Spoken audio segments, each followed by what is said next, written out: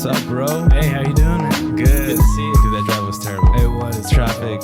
Guys, Houston traffic sucks. Like, I don't know why I went back to the workforce. Yeah. Kind of. Not really, but it blows. I mean, Houston's just so big, you know. You can, even on a good day with no traffic anywhere, it'd take you 30, 40 minutes to get somewhere. Then add 4 o'clock, 5 o'clock, 6 o'clock traffic. Because it really 5 o'clock traffic is 4 to 6 on a weekday. Yeah. So, yeah, you add an extra 30 minutes guaranteed. Dude, and then just hope there's not an accident.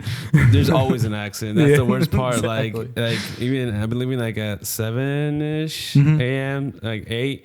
It's just as bad. Yeah. And then I don't know why there's always some accident, like you said, makes traffic worse. And then like Apple needs to get it with the maps. It's always taking me down way worse highways. And, Yeah. I mean, luckily I know how to get to places. Right. But if I didn't, like, it takes me through way different like streets that I shouldn't be taking, and it's terrible. They need to update. It's crazy, man. I mean, the maps itself, you know, you go all these, and I'm still kind of relatively new to Houston because I only got here back in summer 2017, or that's when my parents moved back, and that's when I've been coming back here now and then, and I'd have to use maps to go pretty much everywhere. Like even coming here, I was like, I kind of know Cypress area because, you know, I was going to Alex's and stuff. Yeah. And Cam Dustin's and just kind of in the area. But yeah, you just you go 5 miles and it's completely different. Yeah. It's crazy. You grew up like traveling, right? With your dad used to, he worked international stuff? Yeah. So my dad worked for Chevron. We moved around a lot. I was born in Hobbs, New Mexico. I couldn't tell you anything about it. Apparently it's not the best place. But yeah, that's where I was born. I was there till I was 2 years old. And then we moved to Midland, Texas. I was there for 2 years. And then we moved to New Orleans, or just outside New Orleans, in a city called Mandeville. That was nice. And then we were also there for 2 years. And then I moved to Lafayette, Louisiana, which is about 2 hours west of New Orleans. Yeah. Kind of smack dab in the middle of the boot. Mm-hmm. Anyway, and I was there for 10 years. So I spent most of my life, my childhood in Louisiana growing up. And then when I turned 16, my dad got assigned an international assignment to Bangkok, Thailand. And, that was wild. Yeah. I just finished my sophomore year of high school and then, just picked up and left and went to Thailand. So that was a crazy ride. But definitely one of the best things that ever happened to me.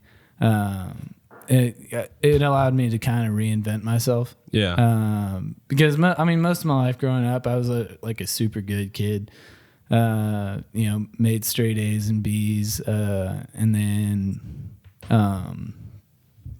I got to, I was super introverted, only had a few friends, and I played sports my whole life, so that helped a lot. But I was just, in my house playing video games. So when I moved overseas, I decided to become exponentially more extroverted and kind of reinvent myself, and that helped a lot, especially going to new school, new place, new country. It was crazy. But it was a lot of fun. Do I need to get some tips from you? Because I'm going to Thailand in November. So I'll awesome. be there for a week. So if you got any like sweet, cool spots to visit. I definitely do. Thailand's such a unique place, man. And honestly, if not my favorite place in the world, definitely one of my favorite. Because, the people are some of the nicest people you'll ever meet in the world. And the food's incredible. Dude, there's this documentary on Netflix, and the street food documentary, right? And there's this like super old lady that she does like this Thai food there, and she it just blew my mind. She's like a Michelin star for exactly. Yeah, it's crazy. And the food really is that good. Like the street food, it's incredible. It'll blow your mind. You just have to be careful about the spice. Spice. The spice is real. Because I'm coming from Louisiana, I thought I knew spice. Yeah. But man, it's a whole nother level over there. Do I need to get my body used to it too? Then at this point, Yeah. Because I mean, I love spicy food, but like especially like Mexican food, it's always spicy. Yeah. Certain level of spice. But I just haven't been eating a lot of spicy food. Oh yeah, and definitely. the other day, I mean, I literally just put like paprika on my chicken, and like my stomach just not having it, dude. Like I was like, this is like literally like just some extra seasoning. Yeah. No, it's hard to get used to, and honestly, I don't think really anybody gets used to like heavy spice. I don't care who you are, you know. You think, oh yeah, I can take the best spice. Anybody in the world's gonna choke out on a ghost pepper, you know. But no, my recommendation there is when you get there, because they love to do this to foreigners, and it's like, you go spicy, oh yeah, spicy. Just be like my pet, which means no spicy, and they'll still put some spice in there, and it'll still be amazing, but it won't kill you for the rest of the day. Yeah. but yeah, as far as places to go, man, I lived in Bangkok, or just a little bit outside the city, in a city called Phuket, in a little expat community. But I mean, there's so many cool places to go in Thailand. I go see the temples. There's a floating market there that you absolutely have to go see. Angkor Wat is a big temple there that like you gotta see it. And Wats are like terms for temple, right? Yeah. Over there. And there's a street food tour that you can do. I highly recommend it. I'm gonna take notes. Yeah, exactly. I'll get all this later. Yeah, but that and the islands down south are absolutely stunning, beautiful. We're thinking Phuket or something like that. Yeah, Phuket is the main island. It's absolutely beautiful. But as somebody who's been there, I would recommend actually going to Krabi. Okay. Krabi. Okay. Because it's the same thing, but it's a little less touristy. You get to experience more things, and you still get to go out to the place where they filmed the movie, The Beach, with Leonardo DiCaprio, and oh sweet, I think it's called PP Island. What are those like boats called? The ones, the famous like Thai boats. They're called. Well, the name's escaping me. Are they pretty much all over the beach? Yeah, they're everywhere.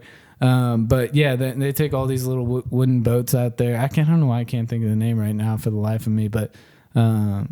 When I think of it, it'll hit me like a rock, but that's how it always goes. But yeah, they're everywhere, man. And it's the same thing in the streets. They got these little tuk-tuks that you can ride around. And I recommend to do it once or twice, but definitely, not all the time, because it's not the most efficient way. And they always try to scam tourists. Yeah, how's because I've always heard it's super cheap too. Like you can get like pretty much like a villa for like $100 a night.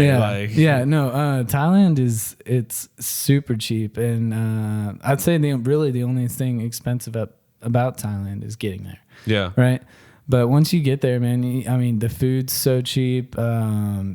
Beer, places to stay. Yeah, you can get villas. I mean, my senior trip, me and a bunch of guys, we went down to an island for a week, rented out a villa for like I think we spent maybe $300 of our own money for this big ass mansion on an island in the south of Thailand called Koh Samet, and we just there and fucked around for a week. And I don't know if I'm honest. Yeah, you're good. It's explicit. But yeah, it was a lot of fun. Honestly, one of the best weeks of my life. But that's the kind of stuff you can do there. Everything's super cheap. You just got to avoid the tourist scams. Yeah, I have a friend he was same situation. His dad works for Exxon, and he's always doing like international projects. Yeah. So back in high school, he was actually living in Tokyo.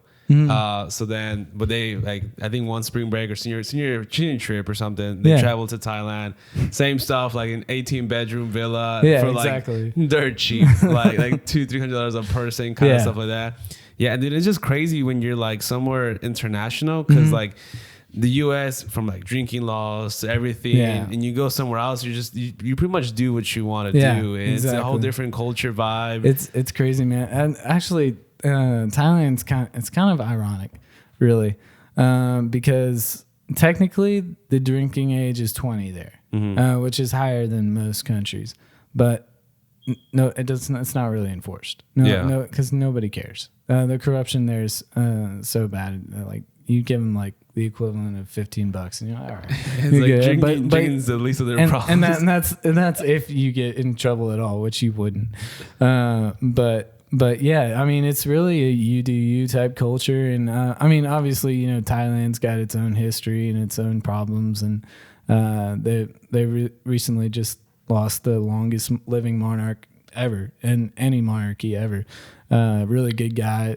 So they have their own problems, but it's still one of the best places to visit in the world, I'd say.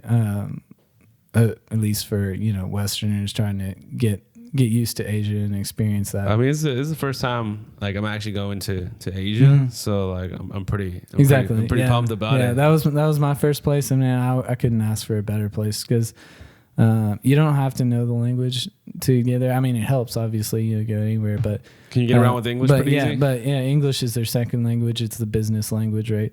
And they're in an industrializing country, so they have a lot of Western stuff there, and you can get around, no problem. My only advice that you need to take seriously is taxis. They're everywhere. It's fine. You can use them, but just make sure they use the meter.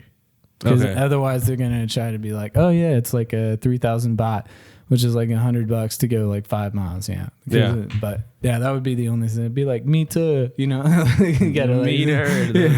Exactly. But yeah, that would be the main advice. And yeah, you know, it's more, I mean, you can try to plan. Yeah. And then that's definitely a good thing, you know, go to see the main sites. But, you know, if you do it on a whim and just go explore the city day by day, see where the current takes you, that also works. So it just depends how much time you have there. Yeah, I think it's like a week, like 6 or 7 days. Okay, weeks. So definitely weeks like, tight. but definitely like maybe like 1 or 2 days. 3 days, maybe Bangkok, and then some of the islands or something like that. Yeah, for sure. Yeah, that's about all you'd be able to fit in. Yeah, that's pretty much all. We don't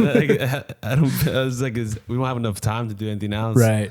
Yeah, but I mean that in itself is going to be incredible, man. Is there any places to avoid just off the bat?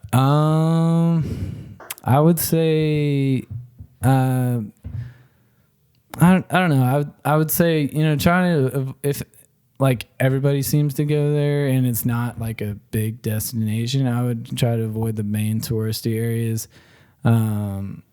Definitely avoid anything that has to do with the government or anything like that. Because like I said, it's still under martial law. So, they have their own issues, but the tourist areas are pretty good because they're still, you know, focused on tourism. Khao San Road is a big party road, a lot of fun. Yeah. So I would say just stay away from government areas and anything that, I mean, it's the same thing. Like if you went to Greece, you know, try to stay away from the government buildings because, you know, it's not. I mean, it's a great place to visit, but you know, you don't want to get involved with it. You don't get shut up there. Exactly. So that's what I would say about going to Thailand for a week. You know, just try it and go with the flow. You know, if you see something a friend recommends you, do it. Yeah, gotcha. Because you know that's the best way to go about it. Like living it unexpected and just seeing things at random. That's honestly the best way to go. I mean, yeah. Usually, I'm like definitely one of the, like a big planner. Yeah. But I don't like to be anal about it to the point where like, yo, if we're not here, we gotta be here at 5:30. Yeah. And then we gotta leave here in 30 minutes. Cause I've seen people like that as well. Like, I guess I just like to have like a structure. Of I mean, definitely, you know, have like marquee targets you want to hit. I mean, like the islands and going to Koh Phi Phi, Leh, all those, that's super beautiful. But yeah, I wouldn't say like try to do too much in a day. Yeah. Just gotta give your time to relax because with a week and especially flying all the way, it's like a 24 to 30 hour trip. It's like a long ass flight. So you're gonna be jet lagged pretty much the entire time you're gonna be there. So that's gonna affect things, but the biggest thing is just getting yourself and getting out of the room and relaxing and out of the hotels and that kind of thing. But, sweet. Yeah. So you were out there like 2 to 3 years? I was there for 3.5 years. My family was there for 6 years. So during my first 2 years of college, I would go back like summer and winter breaks. So what made you want to go to A&M? So most of my family, pretty much everybody in my family went to A&M. You got you. Yeah. So it's hard to avoid. It was kind of forced. When I was a kid, I was always being like, oh no, I'm gonna go to LSU because I was in Louisiana for the longest time, and I was like, nah, screw A&M, I'm gonna go to LSU. And then, I went overseas and got older, and I'm like, actually, A&M's a really good school. I'm gonna go there. and plus we had in-state residency here in Texas. Yeah. So that was Texas, massive. Yeah, exactly. So Texas made the most sense. Yeah, no, I always wanted to go to UT for like the longest time. I mean, I guess none of my family, I didn't have any like A&M kind of like history. Right, I came from California, so I was just pretty much like an open book, just kind of see. Right. And A&M was one of the campuses that UT was the campuses that I saw. And I loved it. I loved the city. I love Austin. I was just, and this was like 18-year-old me. First time visiting, I was like, yo, this is where I want to go. And then I applied to UT and A&M and I made a couple other schools. And it wasn't a full acceptance. It was more like you have to go to another UT school and then you can get accepted into UT. Yeah. And then A&M was pretty much like that blend team crap, where it's like I feel that. you can already be at A&M, but you gotta take some classes at blend. And I was kind of in between until like A&M was going to be like, yo, we're going to pay for most of your school. And then UT, I mean, they just weren't going to give me that much money. So I was like, all right, well, I'm going to go to A&M for a year or two or something, just see how it goes. But then once you're in College Station, there's something about that small little town, man, that you just can't want to leave. And then the family you build there with everyone, like football games were like the best. Like, and I mean, it's an experience you won't get anywhere else, honestly, at Kyle Field. And I'm not just, Aggie tooting my horn. I mean, I'd sincerely mean that. Because when I went to the A&M LSU game this past year, November, I think that's single-handedly the best sporting event I've ever been to. That was the first time we beat LSU, right? Yeah, first time in a very long time. Very long time. Yeah, since we joined the SEC. Exactly. Yeah, definitely since we joined the SEC. I think since like the days my dad was in college, we still hadn't beat him since then. So yeah, that was huge, and especially doing it in 7 overtimes. I think it's ridiculous. Tied for the one of the longest games in FBS history. It was nuts, and especially with the crowd of like 100,000 people there. Dude, we need to all go again because I haven't been to a game since I graduated back in like 17. So my grandparents always get season tickets. So yeah, any game you want to go to, I can definitely hook it up. They'll probably hook it up for free too. Dude, yeah. So yeah, it'd be harder for the big games like Alabama. It's fine. I mean, I'd probably have to find some tickets for that. Yeah. But definitely, I mean, you're talking about getting in through blend team and that kind of thing. I mean, I was kind of the same way. I was like just a hair above that. So there's this program at A&M called Gateway. Yeah. Which is basically a summer trial program, where they give you some summer courses at A&M the summer before you start your freshman year, and you have to get above a 2.0 in 7 credits. And so it's pretty easy if you apply yourself, but I think it's one of the best things that happened to me personally because it allowed me to adjust from an international school in Thailand to college in the U.S. and Texas and get back to the culture and that kind of thing, and also how college atmosphere goes. And so it allowed me to start college with a really high GPA and be really focused.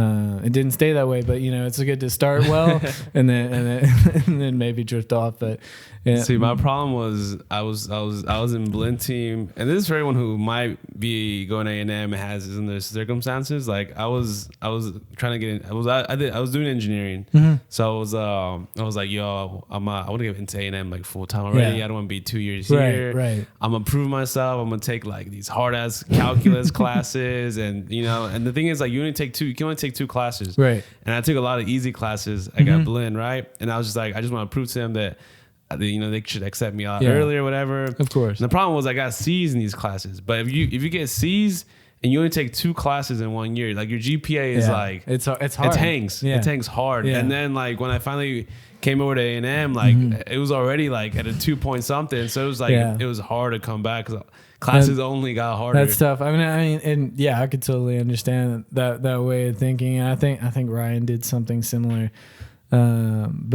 But yeah, I mean, it's tough. Yeah, there's no doubt about it, especially with engineering. See, I'm not a math person at all. Yeah. So there was no way that was gonna work out for me. Dude, it was terrible. I should have just taken like all the easy classes, like the theater history, exactly. the social classes, like get the easy grade boosters in first, and then take the hard ones, and that way your GPA can take a hit. But it's hard when nobody tells you how to do this stuff. That's the thing. I was the first one in my family to go to college. It's like, so yeah, exactly. I had some cousins. I mean, they're busy doing their own thing, and so it was like I was the first one. Just like, all right, I got to learn this somehow, some way. But I mean, dude, it was great. It was a great experience. And congratulations on that, by the way. That's awesome. Being the first one in family to go to college. That's huge, man. And graduating. People who start college and then don't finish it. Yeah, exactly. You always have those, college dropouts, and there's nothing wrong with that. If that's not for you, but there's something to be said about finishing for sure. I feel you. I think my thing was like I was already so deep into it. Like it was like my last. I did 5 years, so I was super senior. Right. Well, then I realized like maybe I want to do like. I wasn't fully committed to doing something else or entrepreneur or anything like that. Right. I was just kind of like, man, I have a camera or something. Yeah. But at that point, like, if you're like, my opinion is if you're already in that deep, just finish. Yeah, of course. Like if you're like a year in, 2 years, like you still have time. To if you're not too in debt at this point, like just get out. Well, actually, if you're already in debt, just pull out. Don't get more in debt. But yeah, to me, it was just like I'm already like a year about to finish. Yeah, like, there's no point. Yeah, I might as well just like get the degree. Gives me that paper, peace of mind. That's all it is. And then just kind of go from there. Yeah, exactly. Because once you have that, man, that opens so many doors. Yeah, I mean, I've been on the job hunt, for the past. It just feels like 8 months. Yeah.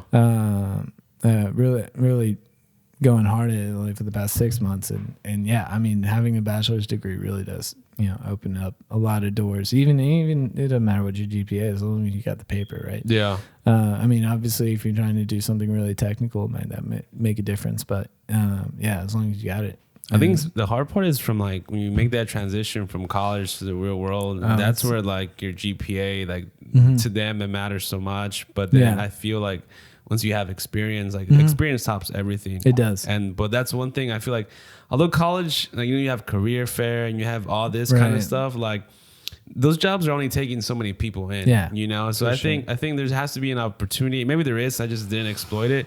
But an opportunity for everyone to get some sort of experience, because I think like they'll look at your GPA, you can have an amazing GPA, but if you have no experience, like they also just knock you down for that. Yeah. It's just like, there's something to be said about being well-rounded. And I think that's what got me into college in the first place, because I didn't have the best grades in high school, and obviously I was coming from Thailand, so the top 10 rule didn't have any effect. And even if it was, my school was so small and the people were so smart, I would have had to have like a 4.6 or something to be in the top 10 in my school.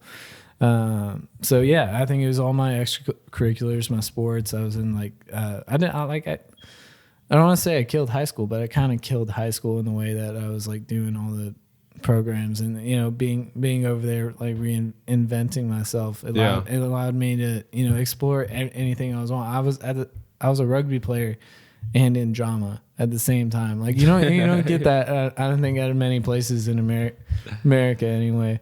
And so yeah, I got to try a little bit of everything, and yeah, I think there's something to be said about that, taking that forward into college with you, and doing a bunch of clubs and stuff you're interested in. I think that shows to employers, and yeah, like you said, experience tops everything, and so getting out there and just doing it was part of the reason why I decided just not go to grad school after I finished, and I'm not a big fan of school anyway. Same. I think being in the music industry, I think you really got to go out there and make connections and hit the ground running as best you can, right? Dude, I think that's literally what anything is, just like these networks, these connections. Exactly. You should gotta do, or else I mean, unless you're like like a lawyer or a doctor, and you're going to be in med school for years. Yeah, that makes sense. Yeah, you don't have to get out there. You're already doing what you need to do. You stay in school, get get your doctorate or whatever, or the bar, pass the bar for a lawyer. But if you're doing anything else, you got to go out there and make connections, and it's not easy. Dude, it's not, especially if you've like grown up being an introvert and stuff like that. Yeah, like, exactly. Because I was the same growing up. I used to be worse. Like I used to be like just kept to myself like all the time, especially like when I was a kid. And then eventually, like I got to a point where I was like, well, I mean, college helped a lot. Like it definitely brought me out of my shell, like a lot. And then once I graduated, and I was like, yo, in order to get work, I need to like talk to these people. I need to like actually like do something. I mean, I've been in organizations, but more like not an actual organization, like just a sport, like soccer or something like that. Right. So that's pretty much as far as I've ever done. But yeah, I realized like you have to force yourself. Yeah, you really do, man. And it. I mean, even this summer, especially, I've been working at a job at a golf course by my house, and there's times, especially as a post grad out of college, when you're looking for jobs, man, you can get lost so easily. As a what's my purpose, and you have the R&R thing that I've been working on, but sometimes it's easy to lose sight of why you got into it the first place, and you can get complacent, it's so easy to, just get complacent when, you have a place to stay. And I think it's really, the hard times that make you find out what it's worth. And that's kind of what's happened to me, especially, this past, month or so. So back in summer 2017, my mom was diagnosed with lung cancer. And as a kid, that's something hard to hear. And she didn't even smoke. So I think she's had maybe 5 cigarettes her whole life. Yeah. So it's kind of like a big whoa moment, right? And so she battled it the rest of 2017, and then early in 2018, after radiation and chemotherapy and them taking out half their lung, she finally beat it. That's awesome, dude. She's doing really well, going back for scans like every 3 months. But they were checking, the area where it was. Back, I think it was July 29th, she was out in California, visiting some friends of theirs in San Jose, and she randomly had a seizure. And they took her to the hospital, ran some tests, and found out she had a small brain tumor. It was the same thing that she had from years before. And so luckily they removed that. They got most of it out, but I think it's going to be, this long ongoing battle. Yeah. But it's the kind of the timing of the things, right? So back in summer 2017, I wasn't in the best place mentally, or no, I wouldn't say mentally, but in college, you kind of get so caught up in everything. You're not thinking about yourself and life and your goals and aspirations. You're just trying to get through the next day and the next test, whatever. Yeah. And you sometimes forget to take care of yourself and your mental health. And so I had kind of around the same time, Ryan, who was I think episode 3 or 4 of your podcast, he was talking about how we're on there 3 or 4. He was talking about how he got into a car accident, which almost ended his life. And so around the same time, I was hospitalized for an anxiety attack. And it was one of those eye-awakening moments. We both kind of realized the same thing. You gotta get out there, and because like Ryan said, you could die tomorrow. Yeah. I mean, literally, I think it was a month ago. They had that meteor that came between Earth and the moon. Really? Yeah. Damn. my uncle works for JPL, and I was like, was that a real thing? Like the meteor that came between Earth and the moon? He's like, yeah. I was like, why didn't y'all tell anybody about it? Well, could you imagine the pandemonium that would have caused hysteria, dude? So it's easily to not tell anybody, and just hope it doesn't hit, right? Yeah. So it's kind of that thing. Tomorrow's never guaranteed, right? And so after that we just picked up and kept going, and we'd start this thing, and that's kind of where we went. But it's so easy to live your life in swings, right?